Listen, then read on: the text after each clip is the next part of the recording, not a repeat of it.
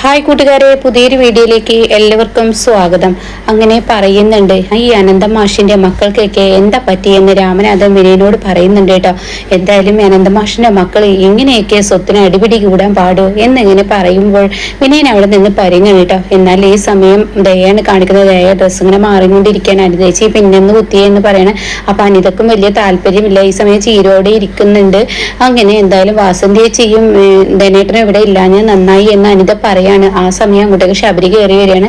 അപ്പോഴേക്കും ദയ പറയുന്നുണ്ട്, അവരിവിടെ ഇല്ലാഞ്ഞാൽ നന്നായി, അല്ല വെച്ചെങ്കിൽ എന്തൊരു ബുദ്ധിമുട്ടായിരുന്നു. അവരിപ്പോ ഓരോന്നിനും ചോദ്യം പറച്ചിലൊക്കെ ആയി വരുമ്പോ എന്റെ വീട്ടിൽ നിന്ന് എല്ലാം കൊണ്ടുവരണം എന്നുള്ള മനോഭാവമാണ് അവർക്ക് എന്നൊക്കെ പറയുമ്പോൾ ചിരി പറയണേ, എന്താപ്പോ അവർക്ക് നിന്റെ വീട്ടിൽ നിന്ന് കിട്ടുന്ന കാര്യത്തോട് ഉത്തരവില്ലാത്ത ആർത്തി, അതിന് അവർ ആർത്തി കൂട്ടണ്ട എന്ന് പറയുന്നുണ്ട് കേട്ടോ. അപ്പൊ ഈ സമയം ശബരി, ദയെ നമുക്ക് പോകണോ, നമ്മൾ ചെയ്യുന്നത് ശരിയല്ല, അതൊരിക്കലും ശരിയല്ലാത്ത ഏർപ്പാടാണ്, എനിക്ക് തെറ്റായിട്ടാ തോന്നുന്നത്. കാര്യം എന്ത് പറയുകയാണെങ്കിൽ അച്ഛൻ നമുക്ക് 20 ലക്ഷം തന്നിട്ടുണ്ട്, പിന്നെയും പോകുമ്പോൾ അതിനൊരു നാണക്കേടുണ്ട്. അപ്പൊ ദയ പറയണേ, നിങ്ങളല്ലെങ്കിലും അങ്ങനെയൊക്കെ തന്നെ പറയുള്ളൂ. അപ്പോൾ ഉടൻ തന്നെ അനിത പറയുന്നുണ്ട്, എന്തായാലും അനിത മാഷ് ഇപ്പോഴത്തെ സാഹചര്യം വെച്ച് നോക്കുമ്പോൾ ചെയ്യുന്നത് ശരിയല്ല എന്ന് പറയുമ്പോൾ ഉടൻ തന്നെ ചീര് പറയണ, ദയക്ക് 20 ലക്ഷമെങ്കിലും കിട്ടി, എനിക്കൊന്നും തന്നെ കിട്ടിയില്ല, അതുകൊണ്ട് എനിക്ക് ചോദ്യം ചെയ്തേ പറ്റുള്ളൂ, ഞാൻ അങ്ങനെ വെറുതെ വിടില്ല എന്നിങ്ങനെ പറയുന്നു കേട്ടോ. അങ്ങനെ താഴോട്ട് പോവാണ്. അപ്പോഴേക്കും ശബരി ആദ്യം പോയിട്ടുണ്ടാവും. അപ്പൊ ശബരി ഇങ്ങനെ വിനയന്റെ അടുത്തിരിക്കുകയാണ്. അപ്പൊ രാമനാഥനുണ്ട്. അപ്പോ എടാ ശബരി, നീ ഈ പോകുന്നതിനോട് എനിക്കത്ര യോജിപ്പില്ല. ഈ പറയുന്ന അനന്തമാഷിന്റെ മാനസിക സ്ഥിതിയും കൂടി ഇപ്പൊ ആലോചിക്കണം. എല്ലാവരും ഇങ്ങനെ സ്വത്തിന് വേണ്ടി കടിപിടി കൂടുന്നത് ഒട്ടും തന്നെ ശരിയല്ല എന്നൊക്കെ ഇങ്ങനെ പറയുമ്പോ ഉടൻ തന്നെ അങ്ങോട്ടേക്ക് ചീരി വരികയാണ്. അപ്പോൾ ദയം വരുന്നുണ്ട്. എന്നിട്ട് പറയാണ്, ഞങ്ങൾ എന്തിനു സ്വത്തിനല്ല പോകുന്നത്, അമ്മയുടെ ലോക്കറിൽ നിന്ന്, അമ്മയുടെ പേരിലുള്ള സ്വർണ്ണാഭരണ അത് ലോക്കറിൽ നിന്ന് എടുത്ത് ഞങ്ങൾക്ക് എല്ലാവർക്കും ഡിവൈഡ് ചെയ്ത് തരാനുള്ളതാണ്. എന്തായാലും കന്യാശ്ശേരി മനയിൽ നിന്നും ആരും ഒന്നും വിൽക്കരുതെന്നും ഉരച്ച് നോക്കരുതെന്നൊക്കെ പറഞ്ഞ സ്ഥിതിക്ക് ഞങ്ങൾക്ക് അത് കിട്ടാനാണ് എന്നുള്ള ആ അഭിപ്രായം പറയാൻ കേട്ടോ. ഇതേ സമയം അങ്ങനെയാണെങ്കിൽ നന്ദി എന്ന് രാമനാഥൻ പറയാൻ കേട്ടോ. പിന്നീടാണെങ്കിലോ ഇങ്ങനെ ജീവരാജിന്റെ അമ്മ എണീറ്റിരിക്കുകയാണ്. അപ്പോൾ ഉടൻ തന്നെ ജീവരാജിന്റെ അച്ഛനും അമ്മയും പറയുന്നുണ്ട്, നിങ്ങളുടെ മകളെ ഇവിടെ എടുത്ത് കഷ്ടപ്പെടുത്താന്ന് നിങ്ങൾക്കൊരു തോന്നലുണ്ടാവും. അപ്പോൾ ഉടൻ തന്നെ മാഷ് പറയണേ, എന്റെ മകളെ അങ്ങനെ കഷ്ടപ്പെടുന്ന ഒരു തോന്നലില്ല, അവൾ അവളുടെ കടമ ചെയ്യുന്ന എന്ന തോന്നലാണ്. ഞാൻ കുഞ്ഞായി കണ്ടിരുന്ന എന്റെ മഞ്ചാടി മോൾ ഇപ്പൊ പക്വതയോടെ എല്ലാ കാര്യങ്ങളും ചെയ്തു തരുമ്പോൾ എനിക്ക് അത്ഭുതമാണ് തോന്നുന്നത്. അപ്പൊ കാണാം ജീവരാജിന്റെ അച്ഛന്റെ ഫോൺ എടുക്കുന്നത്. അങ്ങനെ ഫോൺ എടുക്കാൻ മഞ്ചാടി പോകുമ്പോൾ ഉടൻ തന്നെ ഞാൻ വേണ്ട, ഞാൻ പോയിക്കോളാം എന്ന് പറയണ. അങ്ങനെ ഫോൺ എടുക്കാൻ പോവാണ്. അപ്പൊ SI ആയിരിക്കും, ഹലോ ഇത് ജീവന്റെ അച്ഛനല്ലേ? അതെ, എന്താ സാർ വിളിച്ചത്? അതെ, ഒരു കാര്യം ജീവനെ കുറിച്ച് പറയാനാണ്. ആണോ, എന്റെ മകനെ കിട്ടിയോ? അയ്യോ, നിങ്ങൾ സന്തോഷിക്കുന്നത് പോലെ ഗുഡ് ന്യൂസ് ഒന്നല്ല, വേറെ ഒരു ബാഡ് ന്യൂസ് ആണ്. എന്താ? അതെ, ആ പുഴക്കരയുടെ ഒരു തീരത്ത് നിന്നും ഇന്നൊരു ഡെഡ് ബോഡി കിട്ടിയിട്ടുണ്ട്. അത് കേൾക്കുന്നതോടെ ഉടൻ തന്നെ ജീവന്റെ അച്ഛന്റെ മനസ്സമാധാനം പോയി. അപ്പോഴേക്കും മാഷ് അവിടെ എത്തി. പിറകെ മഞ്ചാടിയുണ്ട്. എന്താന്ന് ചോദിക്കുമ്പോൾ, മാഷേ എനിക്ക് സംസാരിക്കാൻ കഴിയുന്നില്ല, മാഷ് ഈ ഫോണൊന്ന് വാങ്ങുമെന്ന് പറയണേ. അങ്ങനെ ഉടൻ തന്നെ മഞ്ചാടിയുടെ അച്ഛനാണ്, സാറെ പറയൂ എന്ന് പറയുമ്പോൾ ഉടൻ തന്നെ ഒരു ഡെഡ് ബോഡി കിട്ടിയിട്ടുണ്ട്, അത് ഐഡന്റിഫൈ ചെയ്യണം, അതിന് നിങ്ങൾ വരുമോ എന്നൊക്കെ അങ്ങനെ ചോദിക്കാനായിട്ടാ. ഇത് മഞ്ചാടി കേൾക്കാണ്. അങ്ങനെ ഫോൺ കട്ട് ചെയ്തോടെ തന്നെ തിരിഞ്ഞു നോക്കുമ്പോൾ മഞ്ചാടിയാണ്. മഞ്ചാടിയെ കണ്ടോടെ തന്നെ അനന്തമാഷി ചോദിക്കുന്നുണ്ട്, എന്താ സോറി, മഞ്ചാടി ചോദിക്കുന്നുണ്ട് അനന്തമാഷിനോട്, എന്താ അച്ഛാ, എന്താ പറഞ്ഞത്, ആരാ പറഞ്ഞ മോളെ? അത് എന്തായാലും എന്നോട് തുറന്നു പറ, എന്റെ ജീവനെ കുറിച്ചിട്ടാണെന്ന് എനിക്ക് മനസ്സിലായി, അച്ഛനെ എങ്കിലും ഈ ഒളിപ്പിച്ച് വെക്കൽ നിർത്ത്. അത് കേട്ടോടെ തന്നെ, മോളെ അത്ര നല്ല ന്യൂസ് ഒന്നല്ല, എന്തായാലും ജീവന്റെ അമ്മയെ കേൾപ്പിക്കണ്ട, അവരറിഞ്ഞു കഴിഞ്ഞാൽ അവർക്ക് സമാധാനം നഷ്ടപ്പെടും. ഒരു ഡെഡ് ബോഡി അവര് നോക്കാൻ വേണ്ടി ചെല്ലാൻ വേണ്ടി പറഞ്ഞിരിക്കുകയാണ്. ജീവൻ തന്നെയാണോ എന്ന് അറിയാൻ. ഒരിക്കലും അങ്ങനെ ആവില്ല, നമുക്കൊന്ന് അത് ക്ലിയർ ചെയ്യുന്നത് നല്ലതല്ല എന്നൊക്കെ പറയുമ്പോൾ മഞ്ചാടി തന്റെ അച്ഛനെ കെട്ടിപ്പിടിച്ച് കരയാണ് കേട്ടോ.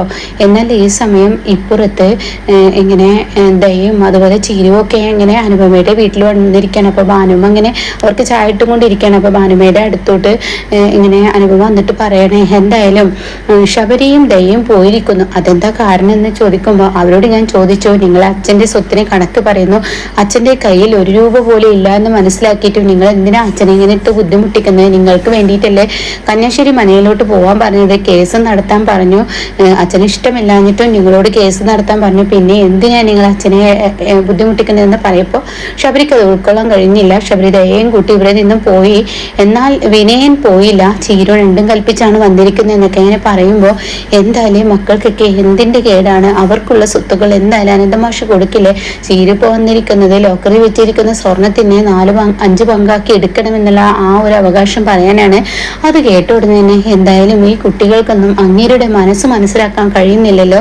അങ്ങേരാണെങ്കിലോ ഒരു സ്വത്തും ആർക്കും കൂടുതലായി കൊടുക്കുന്നില്ല, എല്ലാം ഷെയർ ഇട്ട് കൊടുക്കില്ല. അങ്ങനെ പറയുകയാണെങ്കിൽ ഇപ്പൊ 1 കോടിയുടെ കാര്യത്തിൽ ഷെയറായി വരും, സ്വർണം പങ്കുവെക്കുകയാണെങ്കിൽ ഇതും ഷെയറായി വരും. അപ്പൊ അച്ഛൻ കുടുങ്ങും എന്നൊക്കെ എന്നെ പറയാം കേട്ടോ. പിന്നീട് ചായയുമായി മുറത്തോട്ട് പോവാണ്. അപ്പൊ ആ സമയം വിനയൻ ഇങ്ങനെ ചിരുനോട് പറയുന്നുണ്ട്, ആ തിണ്ണയിൽ ഇരിക്കല്ലേ, നീ വീഴും, ഞാൻ ഇവിടെ ഇരുന്നോളാം, മുകളിൽ അങ്ങ് ഇരുന്നാൽ മതി, നീ എന്നോടുള്ള വാശി തീർക്കാണ്, പിന്നെ ഞാൻ എന്താ ചെയ്യേണ്ടത്, നിങ്ങളിപ്പോ കണ്ടില്ലേ ആ ദയായ കൊണ്ട് ശബരി ഇവിടെ നിന്നും പോയി, എന്നാൽ നിങ്ങൾ ഇവിടെ നിന്നും പോവാൻ ശ്രമിക്കുന്നുണ്ട്, നിങ്ങളിവിടെ കടിച്ചു നിർത്തല്ലേ ചെയ്യുന്നത്. അത് കേട്ട ഉടനെ തന്നെ വിനയം പറയണ, അയ്യോ എനിക്ക് വേണ്ടി നീ ഒരിക്കുന്ന സ്വത്തിന് കടിപിടി കൂടണ്ട കേട്ടോ, നമുക്ക് പോവാം, ഞാൻ എനിക്ക് ആവശ്യമുണ്ടെന്ന് കരുതിയിട്ട് ഞാൻ എനിക്കൊപ്പം നിന്നത്, അങ്ങനെയല്ലല്ലോ ശബരി ചെയ്തത്. സത്യങ്ങൾ അറിഞ്ഞപ്പോ അല്ല, ഞാനിപ്പോ അങ്ങനെയൊന്നും പറയുന്നില്ല, കാരണം ശബരിക്ക് ശബരിയുടേതായ ന്യായമുണ്ട്. 20 ലക്ഷം ശബരിക്ക് അച്ഛൻ കൊടുത്തിട്ടുണ്ടല്ലോ, നമുക്കൊന്നും തന്നിട്ടില്ല. ആ ഒരു അവകാശപ്പുറത്താണ് ഞാൻ നിനക്കൊപ്പം നിന്നു, നിനക്ക് ഇഷ്ടമില്ലെങ്കിൽ എനിക്കും ഇഷ്ടമല്ല പോരെ എന്നൊക്കെ ഇങ്ങനെ പറയുമ്പോൾ ദാ വിനയ ചായ എന്ന് പറഞ്ഞ് കൊടുക്കുകയാണ്. അങ്ങനെ വിനയ ഇങ്ങനെ ചായ കുടിക്കുന്നുണ്ട്. ഈ സമയം അല്ല അച്ഛൻ എവിടെ, അച്ഛൻ മഞ്ചാരിയുടെ അടുത്തോട്ട് പോയിരിക്കുകയാണ്. മഞ്ചാരിക്ക് ഇപ്പൊ കുറച്ച് ദിവസം സുഖമില്ലായിട്ട് ഞാനൊക്കെ ആയിരുന്നല്ലോ മഞ്ചാരിയുടെ അടുത്ത് നിന്നിരുന്നു. എന്താ ചേച്ചി പറഞ്ഞ, മഞ്ചാരിക്ക് സുഖമില്ലാതായെന്നോ? അപ്പൊ വിനയനും പറയുന്നുണ്ട്, എന്താ അവള് വല്ല സൂയിസൈഡും ചെയ്തോ?